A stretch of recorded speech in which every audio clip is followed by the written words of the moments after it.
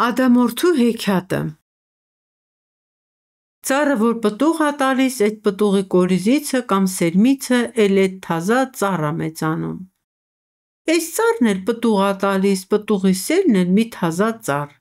Էսպես էլ մարդ արարածը ծնողը որդի ա ունենում, որդին թոռ, թոռն էլ ծոռն ա ծնում: Մարդու մեռնելու վախտը որ հասնում ա, մարդը հանգիստ մեռնում ա, քանի որ գիտի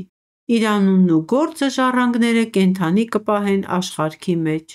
Ամա վայն եկել ա տարել ա անպտուղ, անզավակ, առանց ընտանիքի ու ազգականների մնացած մենակ մարդուն: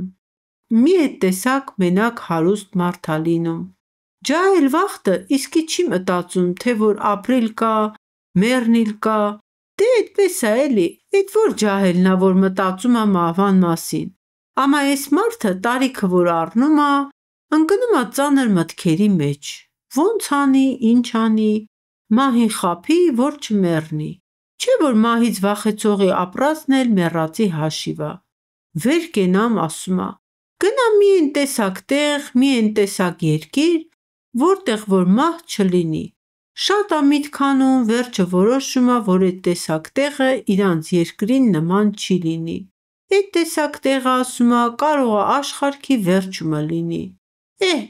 Ինքը հարուստ մարդ, ինչն ա պակաս որ: Քարավանը բարձում ա բեռ ու բարձով, ծառանոքարներով ճամփա է ընկնում: Գնում ա գնում շատն ու քիչը Աստված գիտի, վերջը հասնում ա մի անծանոթ երկիր, որ իսկի իր երկրի նման չի: Հարցնում ա թե բարով խերով լինի ձեր երկիրը: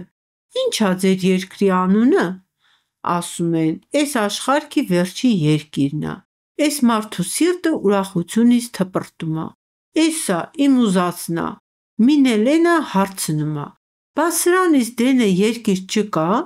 Չէ, ասում են, էնա վերջն ա էլի: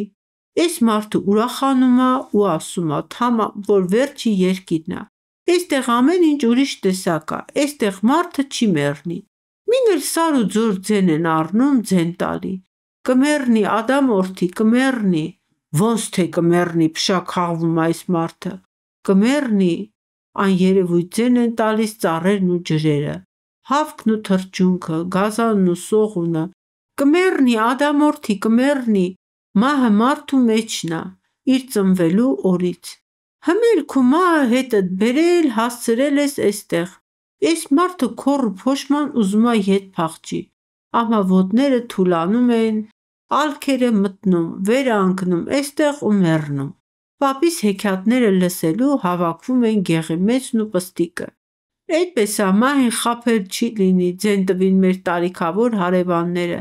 Էնով ա նրա ձեռիցը պրծել, որ էլ միամիտ մարդը պրծներ: Խոսքը պտիտ եկավ հասավ տատիս: Սա թե,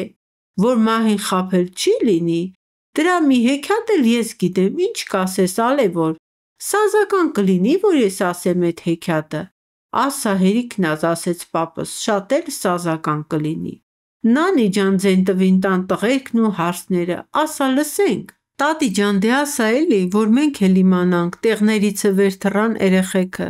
Տատի վզովն ընկնելով ու նրա թևն ու փեշը քաշքշելով: Տատս նստած տեղումը հարմարվեց, մութաքան քաշեց իրեն, քաղցր աչքով մտիկ արեց մեզ իր շուրջը նստածներին, հանդարտ մանմանդ խոսքը ծոր տալով ու իր ասած խոսքին ականջ դնելով սկսեց պատմել: Ադամորդու հեքիաթը